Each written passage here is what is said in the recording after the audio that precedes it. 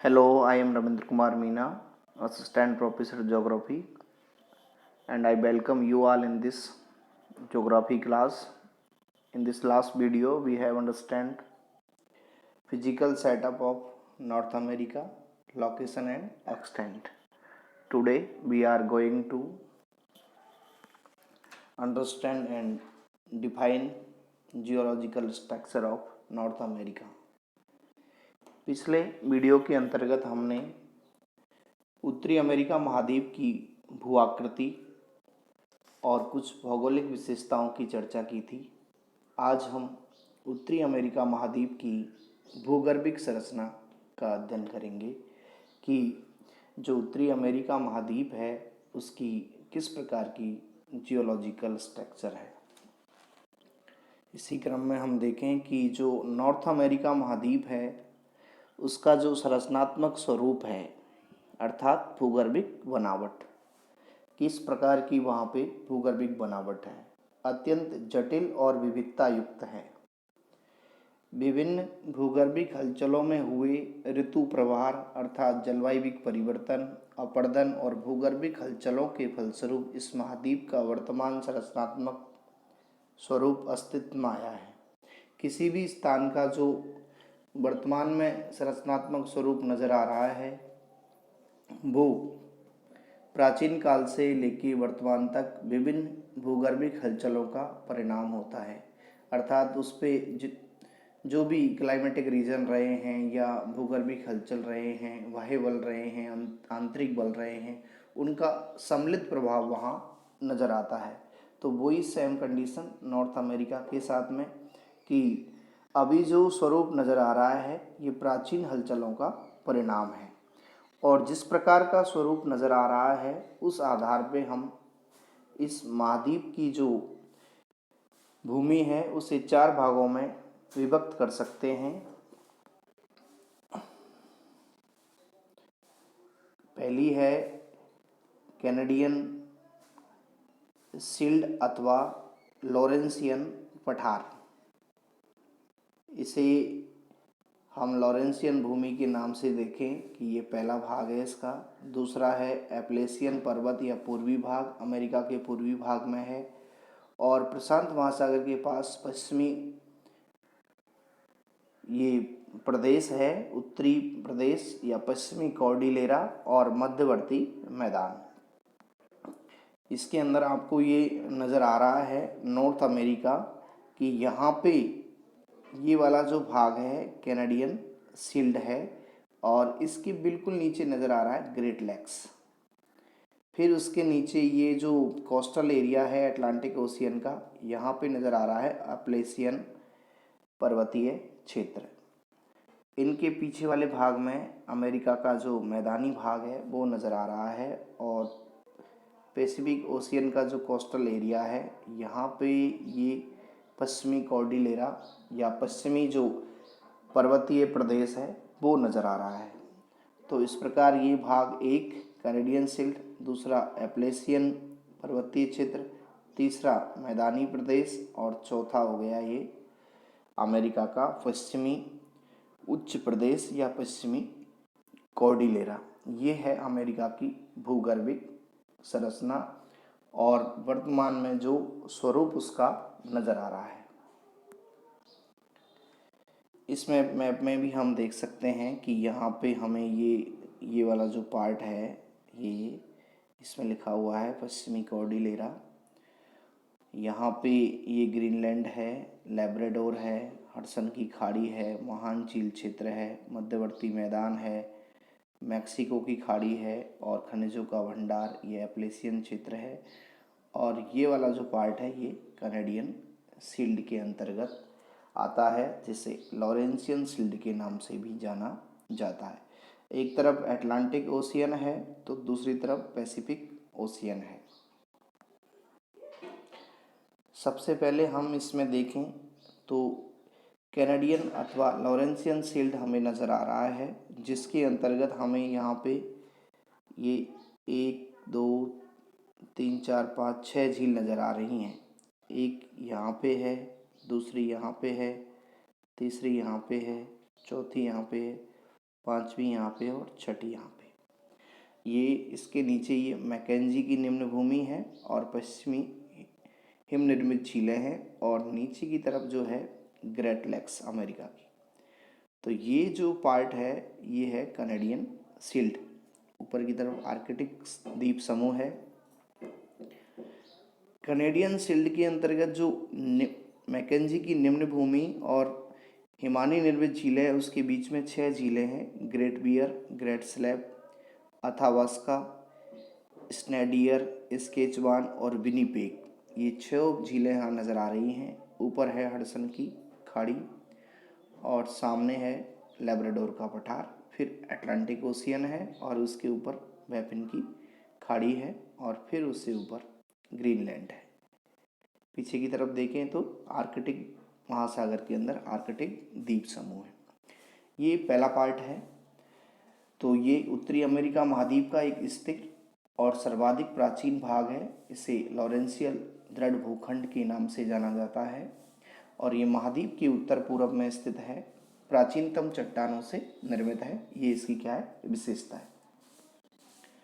इसके ढाल की बात करें तो इसका जो ढाल है वो उत्तर की ओर है और औसत ऊंचाई जो है वो 300 मीटर से अधिक इसकी कहीं नहीं है कैनेडियन शील्ड की।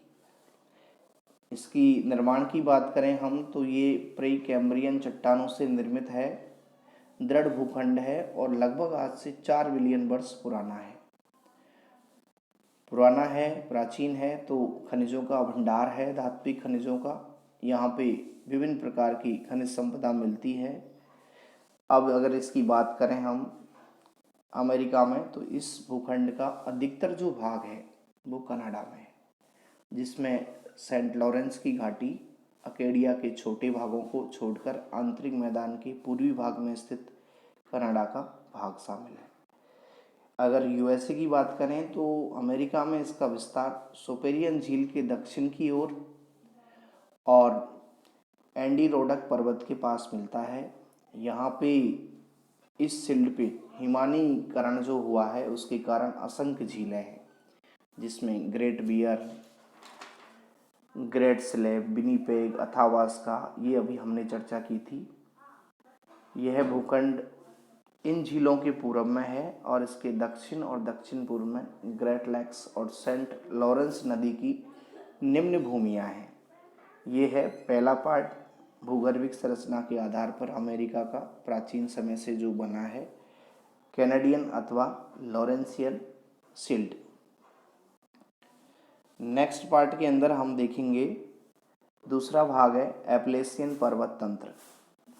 अपलेशियन जो पर्वत तंत्र है वो उत्तरी अमेरिका के पूर्वी भाग में उत्तर की ओर है, जहाँ पे न्यूफाउंडलैंड द्वीप से दक्षिण की ओर और फ्लोरिडा राज्य के उत्तर में स्थित है। ये क्या है, इसकी लोकेशन है एपलेशियन पर्वत तंत्र की। अब इसकी हम निर्माण की बात करें एपलेशियन पर्वत तंत्र, तो ये बना है हर्सिनियन भू संचलन का जो परिणाम है, यानी कि जब पर्वत निर्माण का जो काल था हर्सिनियन, उसके अंदर ये बना है और अभी तक लगभग ये कहते हैं कि 4 अपर्दन चक्रों से गुजर चुका है।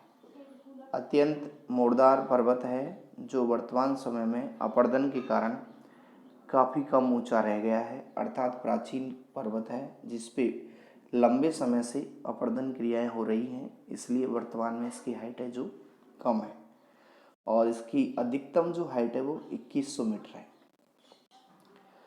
आगे हम देखें कि इस विशाल पर्वत श्रृंखला के बारे में कहा जाता है कि जो पैलियोजोइक युग के अंत तक जो घने तलछटीय जमाव थे उत्तर से दक्षिण पश्चिम अक्षरेखा के सहारे, उसमें जब बलन पड़ा तो उसके फलस्वरूप एपलेशियन पर्वत तंत्र का निर्माण हुआ।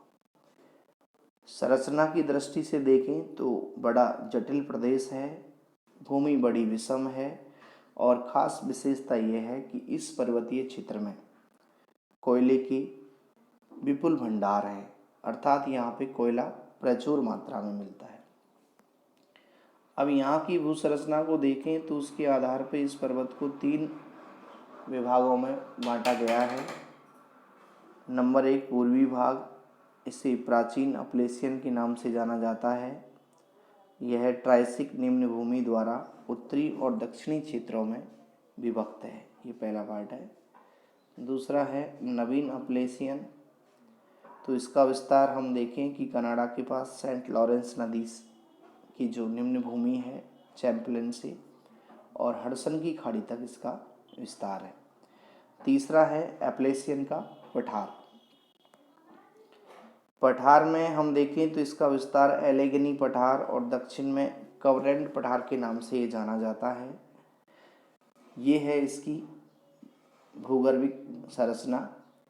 अब हम देखें कि जो संयुक्त अमेरिका का जो अधिकांश कोयला है, अर्थात इस एप्लेशियन पर्वत तंत्र का यूज क्या है इस महाद्वीप के लिए, तो यूएसए का जो अधिकांश कोयला है वो इस पर्वतीय क्षेत्र का जो पश्चिमी भाग है वहाँ पे स्थित है।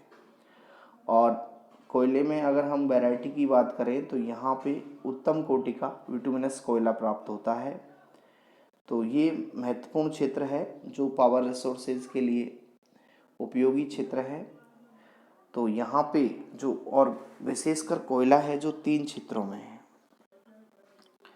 उत्तरी एप्लेशियन कोयला क्षेत्र संयुक्त राज्य अमेरिका का सर्वाधिक कोयला उत्पादक क्षेत्र है। उसका विस्तार हम देखें तो पेंसिल्वानिया के पश्चिम से पूर्वी ओहियो और वर्जीनिया का पूर्वी और समीपवर्ती क्षेत्र है, जबकि मध्यवर्ती क्षेत्र उत्पादन की दृष्टि से दूसरा स्थान रखता है। यह टेनेसी, वर्जीनिया, केंटुकी राज्यों में विस्तृत है और अलाबामा राज्य के उत्तरी भाग में और भी छोटे छोटे छुटपुट स्थान हैं जहाँ से कोयला का उत्पादन किया जाता है। तो एप्लेशियन पर्वत श्रृंखला जो है, पर्वत तंत्र जो है, उसका उपयोग वर्तमान में कोयले के उत्पादन के लिए अधिक किया जा रहा है। ये 2 पार्ट हमने देखे हैं, कैनेडियन अथवा लॉरेंसियन सिल्ट और दूसरा एप्लेशियन पर्वत तंत्र अमेरिका की जियोलॉजिकल स्ट्रक्चर के अंतर्गत। कल हम 2 और पार्ट जिसमें वेस्टर्न हाईलैंड ऑफ कॉर्डिलेरा, जिसमें हम देखेंगे अमेरिका के अंदर महान ग्रैंड कैनियन किस प्रकार से बनी है, और फिर हम देखेंगे सेंट्रल प्लेन्स जो मध्यवर्ती मैदान हैं कहाँ पे हैं और कितने भागों में उन्हें बांटा गया है। धन्यवाद।